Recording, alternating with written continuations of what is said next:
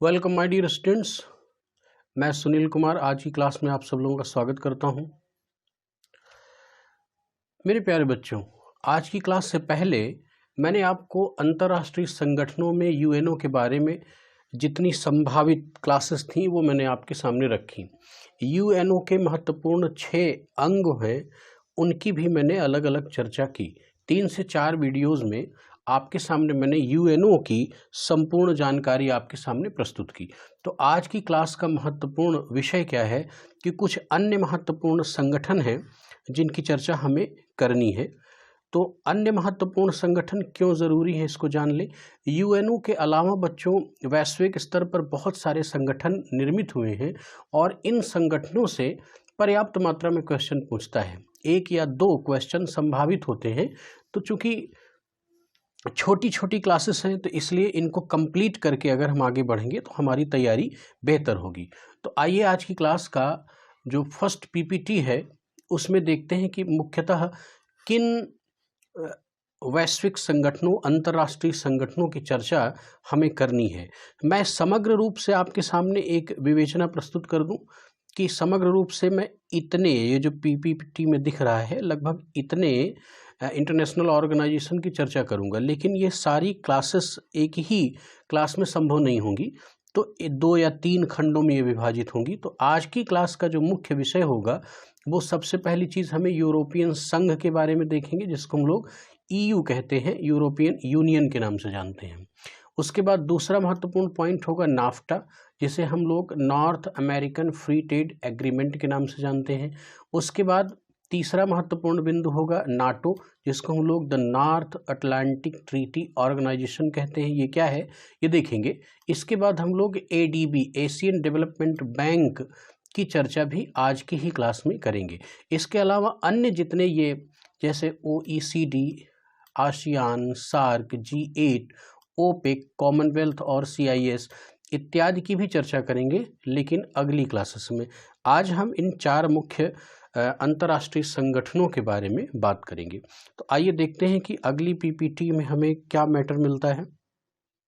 बच्चों देखिए, सबसे पहले यूरोपियन संघ, जिसको हम लोग यूरोपियन यूनियन या इसको हम लोग शॉर्ट फॉर्म में EU के नाम से भी संबोधित करते हैं, ये ध्यान में रखना है आपको, कई जगह EU मिलेगा। तो इसके गठन की जो पृष्ठभूमि है वह समझना बहुत ज़रूरी है। दरअसल आप समझो, यूरोपीय संघ है तो ये पता है कि जितनी भी यूरोप महाद्वीप में स्थित देश है ये उनका अपना एक संगठन होगा। तो यूरोपियन महाद्वीप की ये जो संगठन है ये दरअसल हैं क्यों, ये अस्तित्व में आए क्यों, ये भी जानना तो ज़रूरी है। तो चलिए देखते हैं। दरअसल आप एक अप्रोच अपना पहले डेवलप कीजिए कि इस दुनिया में कॉलोनाइजेशन सर्वाधिक किसका रहा, यूरोपियन कंट्रीज़ का रहा। यानी औपनिवेशिक व्यवस्था पूरे विश्व में सर्वाधिक उपनिवेशों की स्थापना किसने की, यूं कहें तो सर्वाधिक लूटपाट पूरे विश्व में किसने की, सर्वाधिक अराजकता किसने की, तो कोई और नहीं है, यूरोपियन है। तो इनकी इन्हीं प्रवृत्तियों ने इनको आपस में लड़ने के लिए भी मजबूर किया। छोटी छोटी यूरोप के कंट्रीज़ आपस में अपने निजी स्वार्थों के लिए लड़ते रहे। आपको पता है कि जैसे ब्रिटिशर्स हैं, फ्रांस हैं, स्पेन के लोग हैं, पुर्तगाल के लोग हैं, ये जिन जिन जगहों में पूरी दुनिया में गए, अपने उपनिवेश बनाए, उनको जीते, वहाँ की सभ्यता से लेकर अर्थव्यवस्था तक को ध्वस्त कर दिया। तो ये इनकी अपनी निजी स्वार्थपरता वाली फीलिंग है। तो क्या वो इन पर अप्लाई नहीं होगी? बेशक होनी है। और समय का चक्र घूमा और 2 विश्व युद्धों की विभीषिका हमने देखी है, इतिहास गवाहदार है। इन दोनों विश्व युद्धों का प्रारंभ और सर्वाधिक डेवस्टेशन कहाँ हुआ है, यूरोप में ही तो हुआ है। तो इन विभीषिकाओं के दौर से यूरोप गुजरा और उसने महसूस किया कि किस तरह से हम आपसी संघर्षों से अपनी अर्थव्यवस्था से लेके सामाजिक, आर्थिक, सांस्कृतिक और राजनीतिक पतन की ओर उन्मुख हुए हैं, किस तरह से हमने अपनी चीज़ों को नष्ट भ्रष्ट किया है। तो इससे हमें ये सीख लेनी चाहिए कि हमें एक संगठन बनाना होगा, फिर से एकीकरण करना होगा। तो देखिए बच्चों, द्वितीय विश्व युद्ध की विभीषिका सबके सामने है। उसके परिणाम स्वरूप यूएनओ का गठन होता है। मैंने उनकी सारी चर्चा आपके सामने की। यूएनओ के बाद जो सबसे महत्वपूर्ण संगठन है यूरोपियों का संगठन है, वो क्या है? यूरोपियन यूनियन, जिसको हम लोग यूरोपीय संघ के नाम से जानते हैं। तो इसकी पृष्ठभूमि यही रही कि इस विभत्स दौर से गुजरने के बाद इन्होंने महसूस किया कि नहीं, ऐसे काम नहीं चलेगा, हमें आपस में मिलना होगा, हमें एक आर्थिक, राजनीतिक, सामाजिक, सांस्कृतिक सहभागिता, एकीकरण, सृजनशीलता की ओर आगे बढ़ना होगा, अदरवाइज हम नष्ट भ्रष्ट हो जाएंगे। तो इसी के दृष्टिकोण से यूरोपियन कंट्रीज ने मिल करके यूरोपीय संघ का गठन किया। तो पहली बात आपको समझना है कि इसका दृष्टिकोण क्या रहा। यूरोपीय एकीकरण तथा आर्थिक समृद्धि के दृष्टिकोण से सबसे पहले जो निर्मित हुआ, उस चीज़ को आप समझें, यूरोपीय आर्थिक समुदाय, यूरोपियन इकोनॉमिकल कम्युनिटी का गठन किया गया। कब किया गया? 1 जनवरी 1958 ईस्वी को किया गया। शुरुआत में यूरोपीय आर्थिक समुदाय को गठित करने वाले 6 देश थे, तो इन्हीं को 6 संस्थापक देश कहते हैं। ये कौन कौन से थे? तो फ्रांस था, इटली था, बेल्जियम था, लग्जमबर्ग था, नीदरलैंड था और वेस्ट जर्मनी। इन 6 देशों ने मिल करके यूरोपीय आर्थिक समुदाय का गठन किया। और ध्यान रखना है, बड़ा इंपॉर्टेंट, कि यूरोपीय आर्थिक समुदाय का गठन ट्रीटी ऑफ रोम की संधि के परिणाम स्वरूप होता है। तो ये क्या है? ये है कुछ नहीं है, यूरोप के इन 6 देशों ने अपनी अर्थव्यवस्था, अपने आर्थिक क्रियाकलापों का एक एकीकरण करने के लिए एक संधि की, रोम की संधि की, और बनाया कि हमने अपना एक समुदाय तैयार किया है, हम कुछ कोऑपरेटिव फॉर्म में अर्थव्यवस्था को संचालित करेंगे। मुख्यतः इनका फोकस कहाँ पर था? इकोनॉमिकल एस्पेक्ट में था। तो अब देखिए, फिर यही जो यूरोपीय आर्थिक समुदाय है, आगे चल के 1 नवंबर 1993 में ये यूरोपीय संघ के रूप में परिवर्तित होता है, जिसको कि हम लोग EU के नाम से जानते हैं, यूरोपियन यूनियन के नाम से जानते हैं। तो अब वर्तमान में यूरोपियन यूनियन की स्थिति क्या है? इसमें कुल 28 देश सम्मिलित हैं।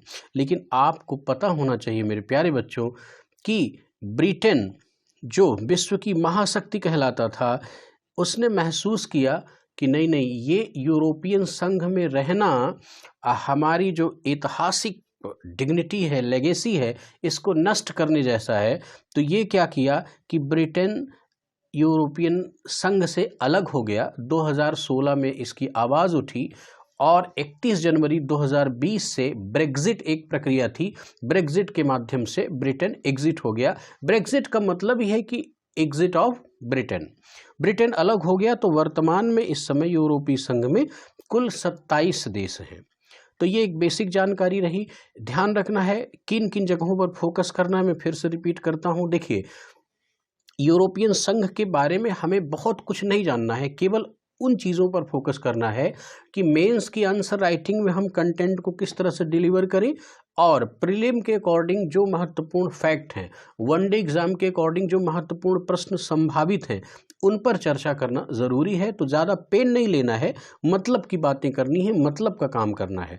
तो सबसे पहली चीज़ आपको कंसंट्रेट करना है कि 1 जनवरी 1958 को ये यूरोपीय आर्थिक समुदाय के रूप में इसका गठन हुआ। यूरोपीय आर्थिक समुदाय का गठन रोम की संधि, ट्रीटी ऑफ रोम के तहत हुआ। ये भी ध्यान रखना है। यूरोपीय संघ अर्थात यूरोपीय आर्थिक समुदाय के जो 6 संस्थापक देश रहे, वो कौन कौन से रहे? एक जनरल अप्रोच बना लीजिए, France, Italy, Belgium, Luxembourg, Netherlands and West Germany. इसके बाद यूरोपीय आर्थिक समुदाय कब यूरोपीय संघ के रूप में स्थापित हुआ? तो 1 नवंबर 1993 में। ये दिमाग में रखना है। वर्तमान में इसमें कितने देश हैं? तो 27 देश हैं। अभी पूछ सकता है कि रिसेंटली, यानी हाल फिलहाल में यूरोपीय संघ से कौन सा देश अलग हुआ? तो आपको ब्रिटेन बताना है। ये पूछ सकता है कि ब्रिटेन यूरोपीय संघ से किस प्रक्रिया के तहत अलग हुआ? तो उसी को तो हम क्या बोलते हैं? ब्रेग्जिट बोलते हैं। क्या बोलते हैं? ब्रेग्जिट। याद आ रहा है? ब्रेग्जिट। तो इतनी बातें हुई। अब जरा सा हम देखते हैं कि इससे संबंधित कुछ और महत्वपूर्ण तथ्य हैं, छोटे से, इनको भी देख लें। कि 1 जनवरी 1973 को ब्रिटेन EU का सदस्य बना। ये पूछ सकता है, इसलिए मैंने ये तथ्य आपके सामने रखा कि यूरोपियन EU का मतलब यूरोपियन यूनियन, यूरोपियन यूनियन से ब्रिटेन 31 जनवरी 2020 को अलग हुआ। तो प्रभु पूछ सकता है कि ब्रिटेन इससे जुड़ा कब था, क्योंकि संस्थापक सदस्य तो था नहीं। तो ये जो 28 कंट्रीज हैं ये समय दर समय जुड़ी, क्योंकि ब्रिटेन एक बड़ी सत्ता है इसलिए, और इसका ब्रेग्जिट हुआ भी, तो इसलिए ये सवाल कहीं ना कहीं संभावित है कि दरअसल ये कब ईयू को ज्वाइन किया था। तो 1 जनवरी 1973 को ब्रिटेन यूरोपियन यूनियन का सदस्य बना और 31 जनवरी 2020 को अलग हो गया। ध्यान रखना है कि 2016 से ही ब्रेग्जिट की मांग उठने लगी थी, 2016 से ही ब्रेग्जिट की मांग उठने लगी थी, लेकिन दरअसल ये प्रक्रिया पूरा होने में इतना समय लग गया, 4 साल का समय लग गया। अंततोगत्वा 31 जनवरी 2020 से ब्रेग्जिट अप्लाई हुआ और ब्रिटेन यूरोपियन यूनियन से अलग हो गया। एक बड़ा इंपॉर्टेंट फैक्ट है, ये भी देख लें कि इसका मुख्यालय कहाँ है, ब्रुसेल। और ब्रुसेल शहर किस कंट्री के अंतर्गत है, तो बेल्जियम। तो बेल्जियम के ब्रुसेल में इसका मुख्यालय है। वनडे एग्जाम के पॉइंट ऑफ व्यू से और स्टेट के भी, जैसे आरओ एआरओ है, इन संदर्भ में बहुत इंपॉर्टेंट फैक्ट है मुख्यालय वाला। तो ईयू का मुख्यालय कहाँ है, ब्रुसेल बेल्जियम में है। और एक चीज़ ध्यान रखना है, ये इसकी एक मुद्रा है जो सम्मिलित रूप से जितनी भी कंट्रीज़ हैं वो धीरे धीरे क्या कर रही हैं।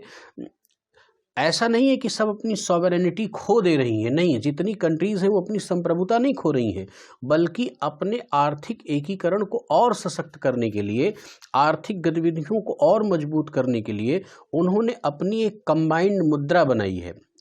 जैसे करेंसी, अलग अलग सब कंट्रीज़ की करेंसीज़ हैं, लेकिन उनकी ईयू की एक जो करेंसी है कंबाइंड है उसको हम लोग यूरो के नाम से जानते हैं।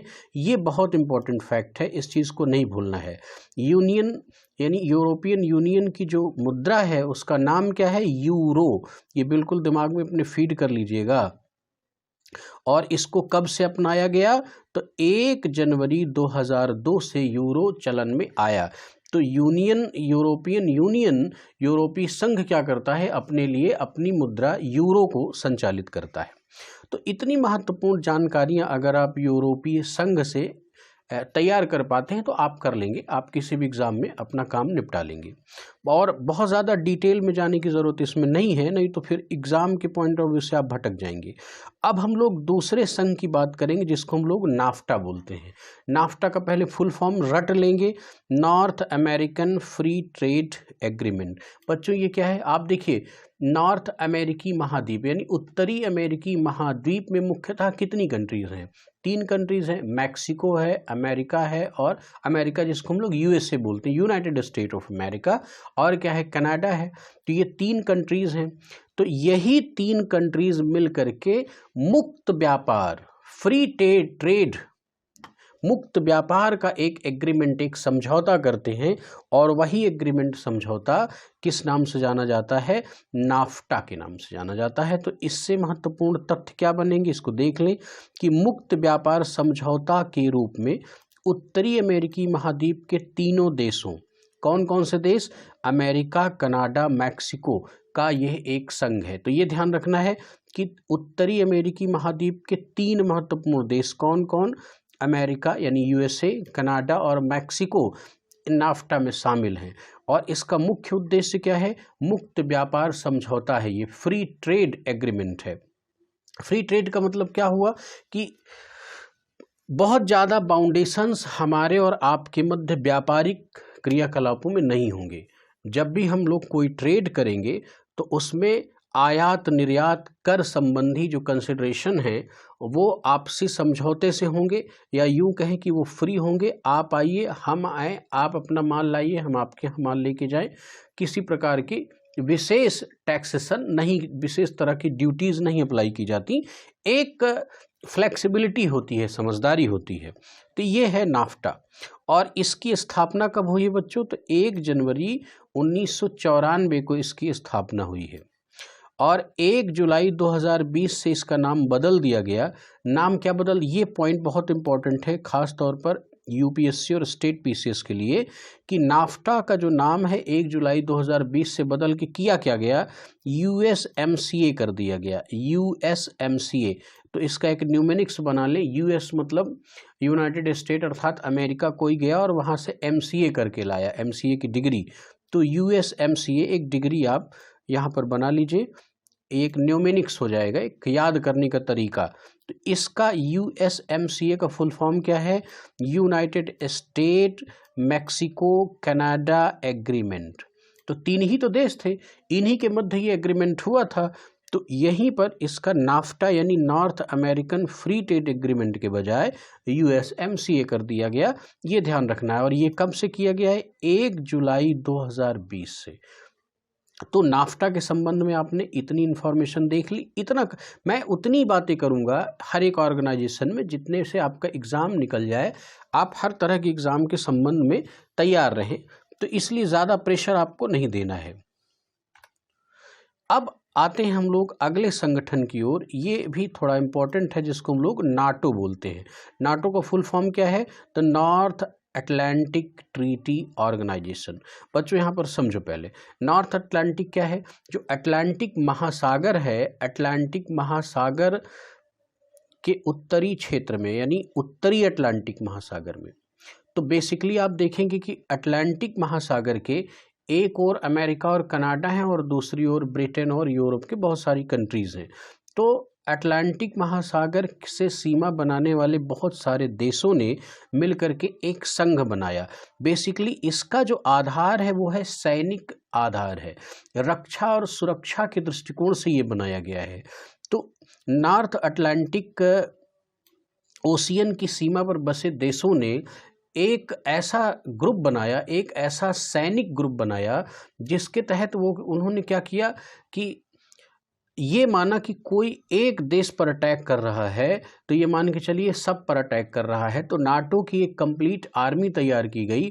अब वो नाटो की आर्मी कई जगह, खास तौर पर मिडिल ईस्ट के संबंध में आपने देखा होगा, सीरिया वाले मैटर पर नाटो का नाम सुना होगा, इराक के मैटर पर, सद्दाम हुसैन के मैटर पर, कुवैत इराक का जब मैटर हुआ था उस समय भी नाटो की सेनाओं ने लड़ाई लड़ी थी। तो इस नाटो को आप जरा देख लें। तो पहला नाम इसको समझ लें, नॉर्थ अटलांटिक ट्रीटी ऑर्गेनाइजेशन, ये नहीं भूलना है। इसका उद्देश्य क्या है, इसका जो पृष्ठभूमि है वो किस स्वभाव की है वो देख लें कि ये एक सामूहिक रक्षा के दृष्टिकोण से गठित एक सैन्य संगठन है। संगठन कैसा है? सैन्य संगठन है। और उद्देश्य इसका क्या है? सामूहिक रक्षा का दृष्टिकोण है। तो इसकी स्थापना कब हुई? 4 अप्रैल 1949 को 12 देशों ने मिलकर इसका गठन किया। स्टार्टिंग में कितनी कंट्रीज में थी ये ध्यान रखना है, ये फैक्ट इंपॉर्टेंट है कि 12 देश। शुरुआत में इसमें कितने देश शामिल थे? अभी कितने? 30 देश शामिल हैं। तो हम इसकी चर्चा करेंगे। देखिए, शुरुआत में 12 देश मिलकर के 4 अप्रैल 1949 को इसका गठन हुआ।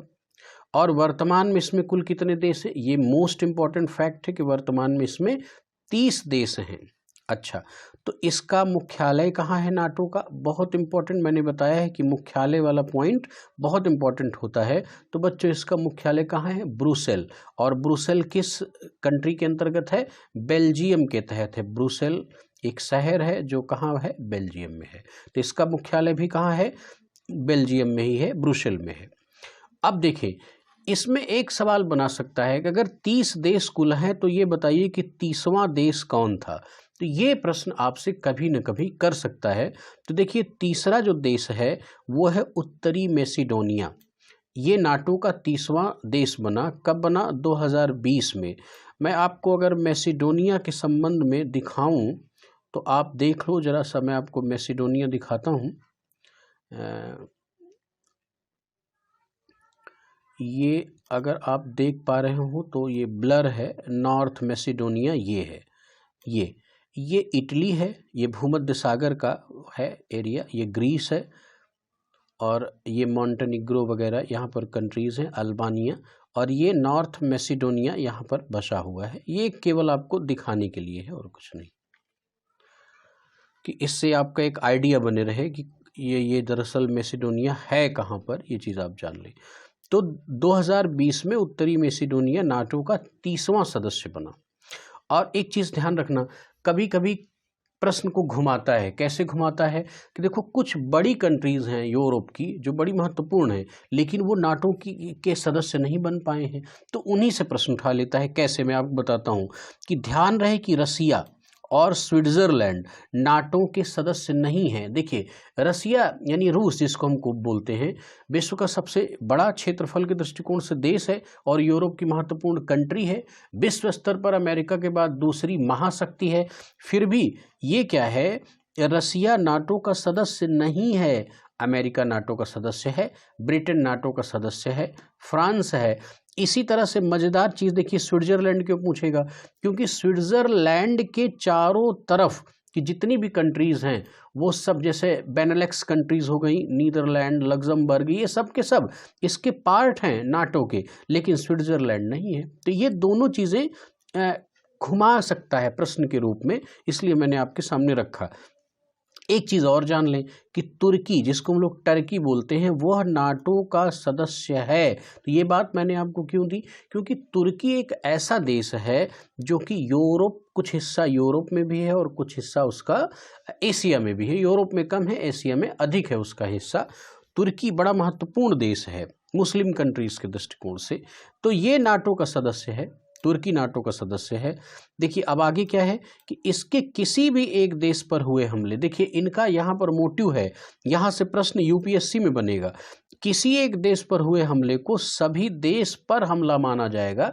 ऐसा माना जाएगा कि आपने इतने देशों पर, किसी में भी एक में हमला हुआ, सब में हुआ, और इस तरह से जो हमला करता देश है उसके विरुद्ध नाटो की सेना भेजी जाएगी लड़ने के लिए। किसकी सेना भेजी जाएगी? नाटो की।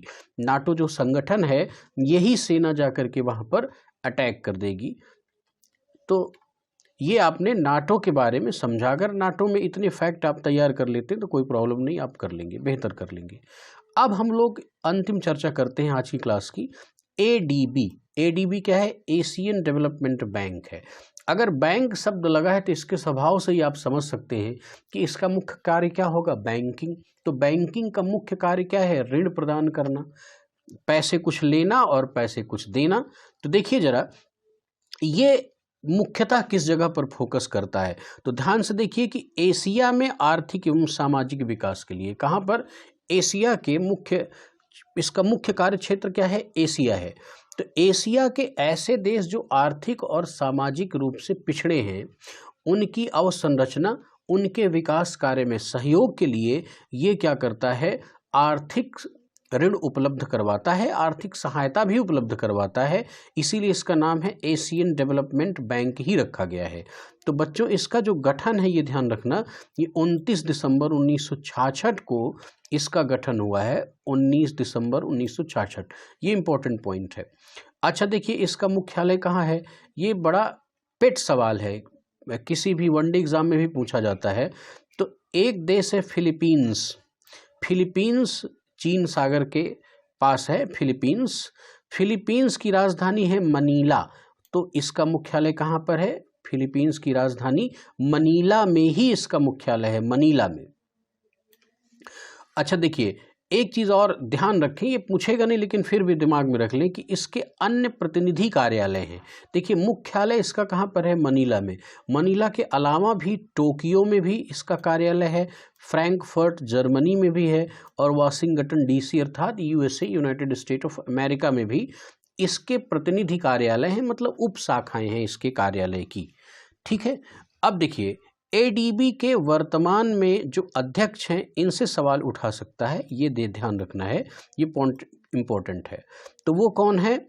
मासाशुगु असाकावा। मासाशुगु असाकावा ये हैं कहाँ के? ये दरअसल जापान के हैं। इनकी फ़ोटो यहाँ पर है, आप देख सकते हैं, यही है श्रीमान मासाशुगु असाकावा। ये क्या है? वर्तमान में एडीबी के अध्यक्ष हैं। ये अभी 2020 में इन्होंने पद ग्रहण किया है। और इस एडीबी में कुल 67 सदस्य देश इसके मेंबर हैं, कुल 67 कंट्रीज इसके मेंबर हैं। और इसका मुख्य कार्य क्या है कि एशिया के विभिन्न देशों की सामाजिक आर्थिक योजनाओं के लिए ऋण उपलब्ध कराना। तो अगर एडीबी से इतने पॉइंट्स आप कर पा रहे हैं तो ठीक है, आपका कार्य बेहतर हो जाएगा, उसमें कोई प्रॉब्लम नहीं, आप कर लेंगे।